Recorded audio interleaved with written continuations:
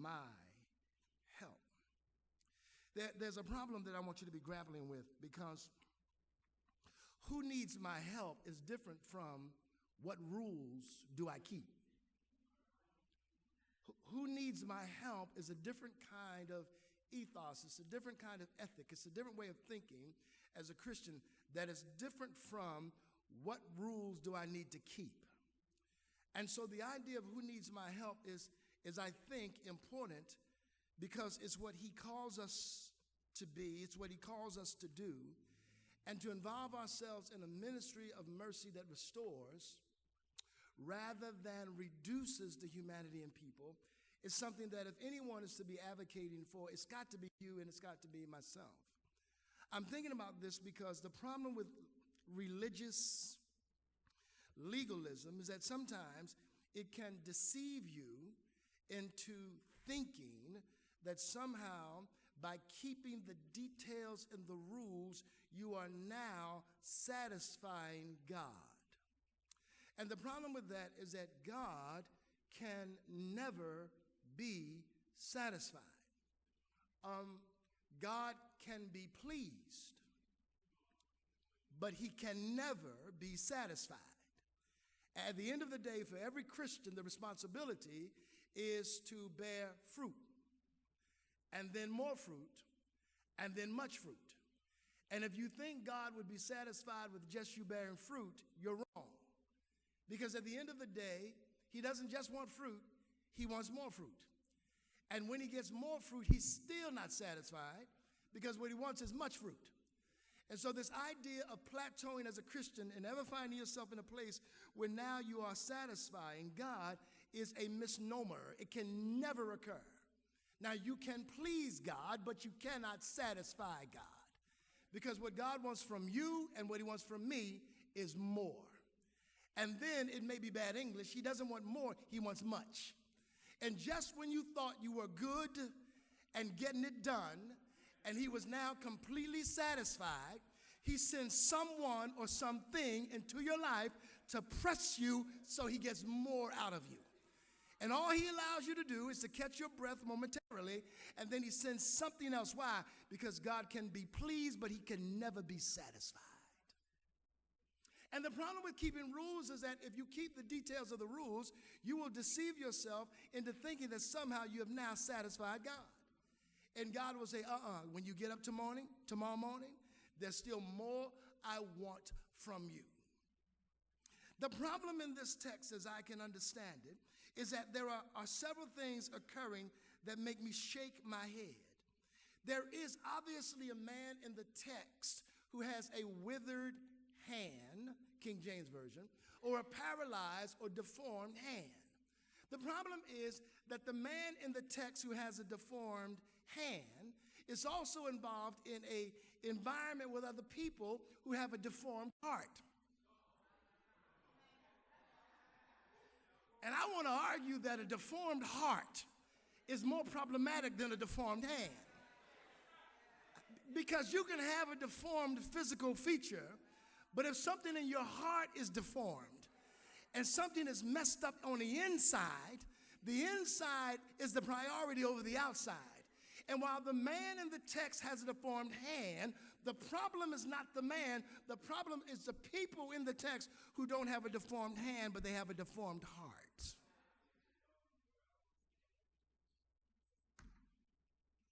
And so Jesus has to come as this corrective to help them to recognize.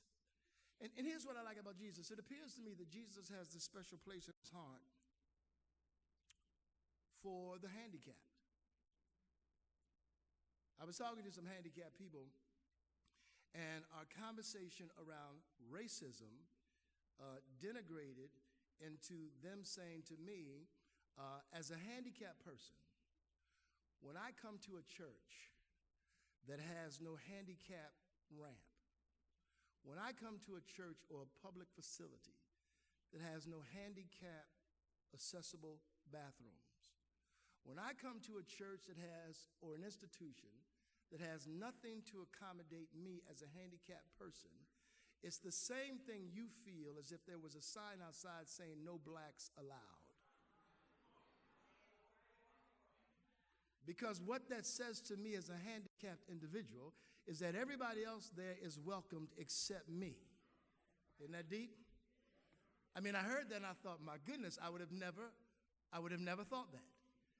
That the absence of accessibility for them is the equivalency of them hearing us say, stay out. And it appears that when you read this text, that somehow Jesus has this heart for people who are paralyzed. The man's hand is deformed. Now, I don't want to take too much time, but do you mind if I talk about this for a minute? Do you mind? Because I want you to get this. You can't look at this man's deformity through the lens of a 21st century lens.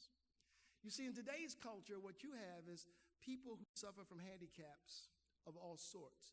They have motorized wheelchairs, scooters. They have mechanical legs and arms.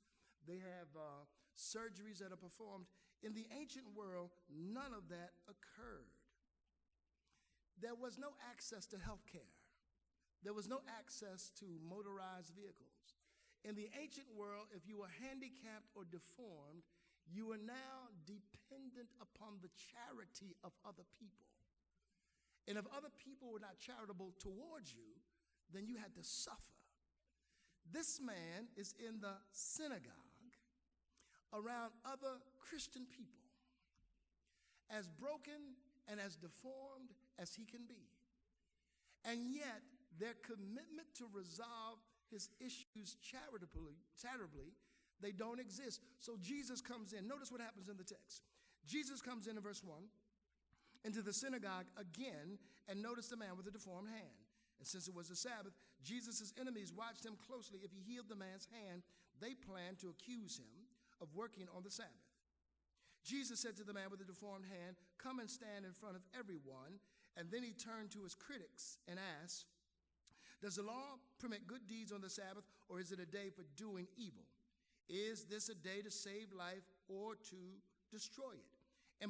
And they wouldn't answer him. And here's the only thing I want to say to you.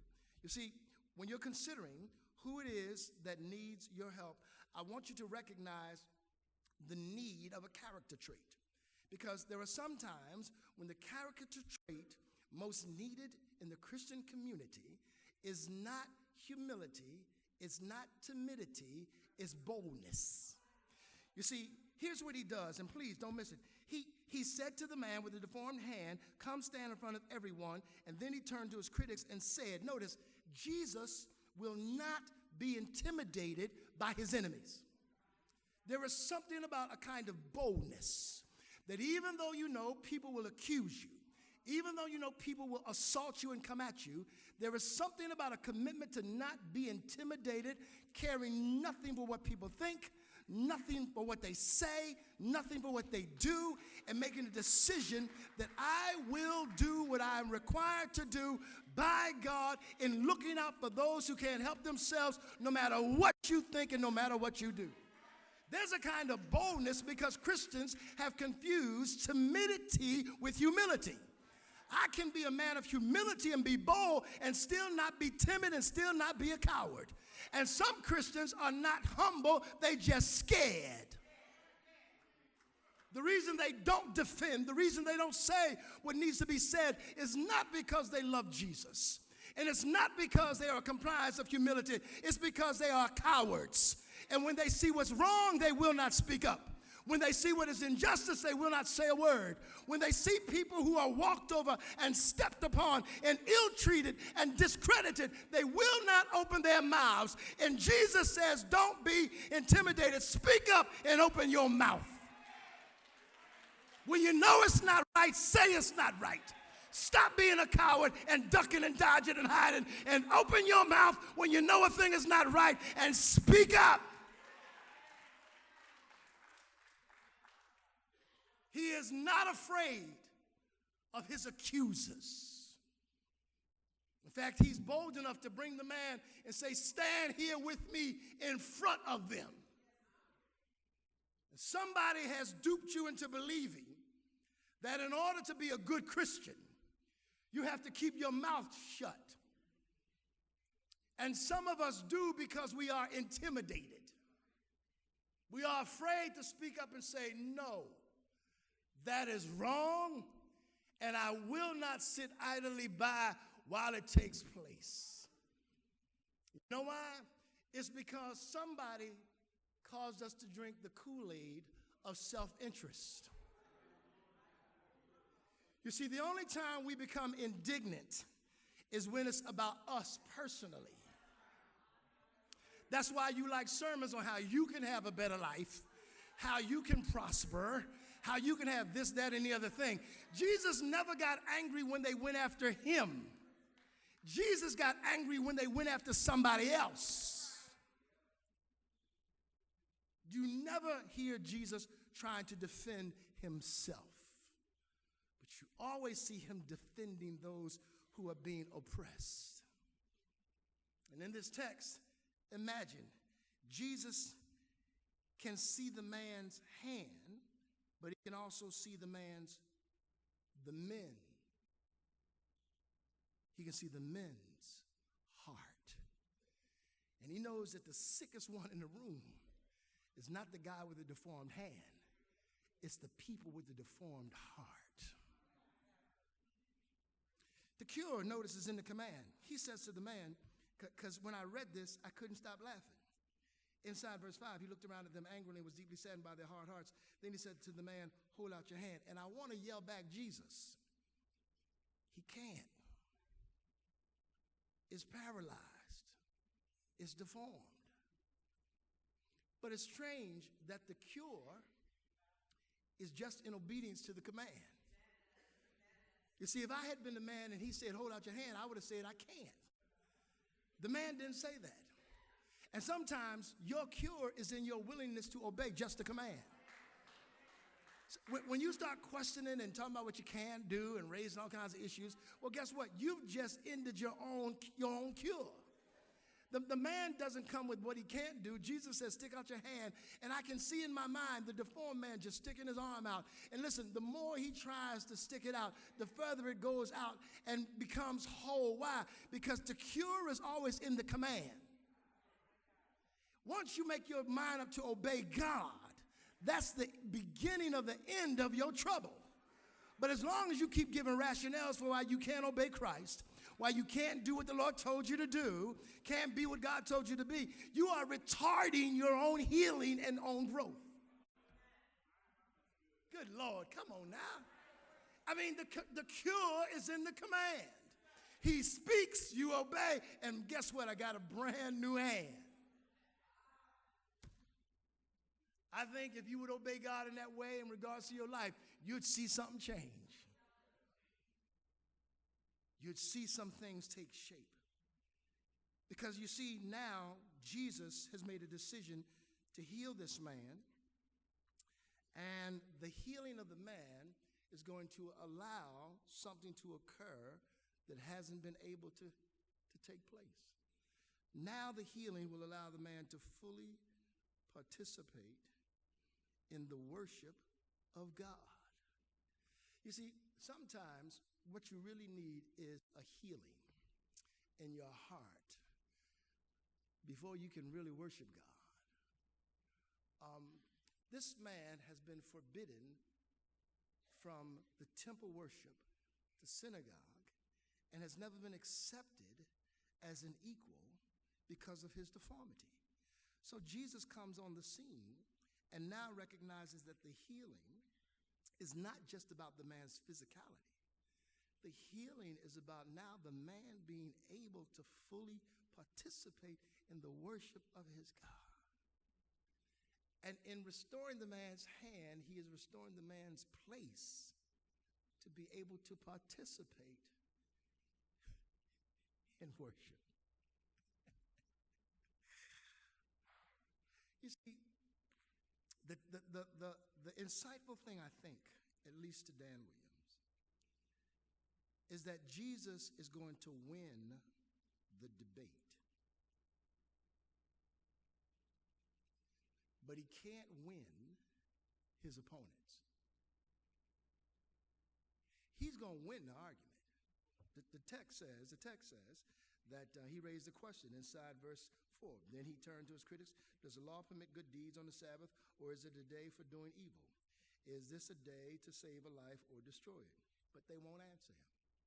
Because there are some people who, once they become so hard-hearted and so deformed on the inside, they don't realize exactly who they are. In fact, there's a two-pronged question that he's asking. He says, is it, should I do good on the Sabbath? That's first.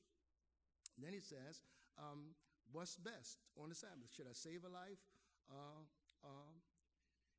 And if they don't understand the idea that Jesus is presenting to them, they are indicting themselves as killers. Because essentially, there are some people with deformed hearts who actually are murderers but don't know it. The heart is deformed. He says, what's the best thing to do on the Sabbath day? Save a life or end a life? And they won't even respond. They won't even respond. Let me tell you something. There are some arguments you can win, and there are some people who will not change. And your expectation that somehow, because you can win the argument, you'll change them. There are some people who are going to be what they are until they die. Your expectation that all your great arguments and all your swelling sermons and all your swelling teaching and all your whatever it is, they will not change. I was looking at the news the other day and I saw Governor Crispy.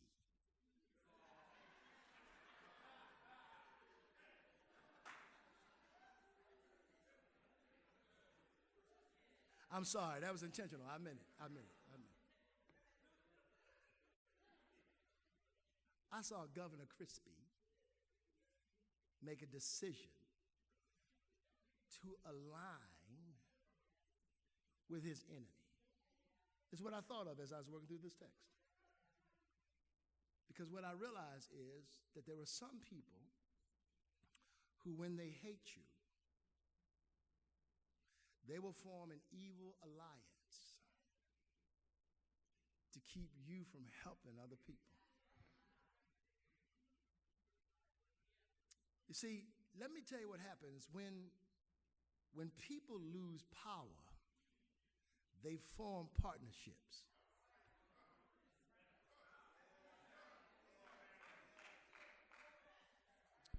He knows he can't win, but he wants to throw what little bit he's got to another guy who used to be his enemy. Isn't it strange how people can unite when they think they have a common enemy? You see, the only reason why they unite is because they can't stand Barack Obama. You don't have to like it, that's the truth. I ain't making this up. And they're able, and notice something in this passage, and I'm done, all right? I'm done, because I don't want to, look at this thing. Look at verse 5. He looked around at them angrily and was deeply saddened by their hard hearts. Then he said to the man, hold out your hand. So the man held out his hand, and it was restored. At once, the Pharisees went away and met with the supporters of Herod to plot how to kill Jesus. So now you have this evil alliance. So on the day the man is healed, let me show you how debauched this is. These are Pharisees who are now turning their backs on their own religious faith creeds and uniting with their enemies. Romans, Herodians, people who are diametrically opposed to their faith, their interests, and are their oppressors, now become their allies.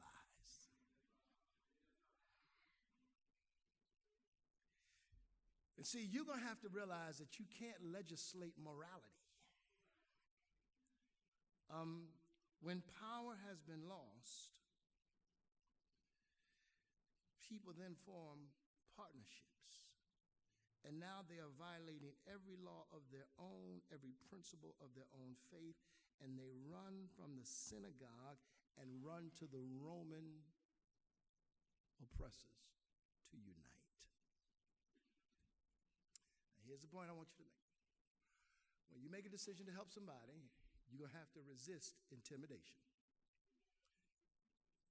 When you make a decision to help somebody, you're going to have to take the initiative. That's why Jesus grabs the man and says, "Come, stand here with me." The man didn't ask to be healed.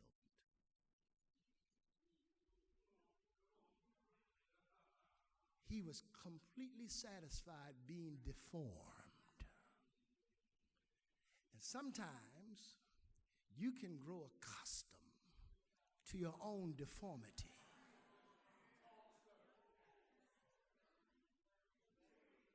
You can be comfortable in your own deformity. Broken, paralyzed, unable to do, and just as satisfied in your deformity as you can be.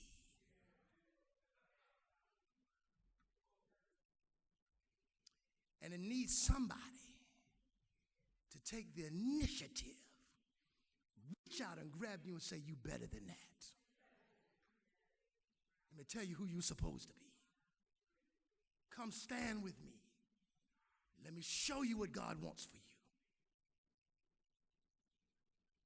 And when you do that, there's going to be a price on your head. They go out and they plot how to kill Jesus. Here's the way it would look. Jesus wanted, dead or alive. Just because he was trying to help somebody. And you want to make a decision that from this point on, you want to live your life the way that can help somebody. That there's a Christ who has changed you. And his desire is for you to produce fruit. The thing about fruit is that fruit is never inward religious piety. Fruit is always external and outward action that somebody else needs. The fruit of the Spirit is not personal piety that you feed off of. Fruit is for other folks, not you. If you produce fruit in your life, you don't eat it. Other people are the beneficiary of spiritual fruit. Are you hearing me? Fruit is not for you. It's for the people you interact with. Fruit is always outward action, not inward piety.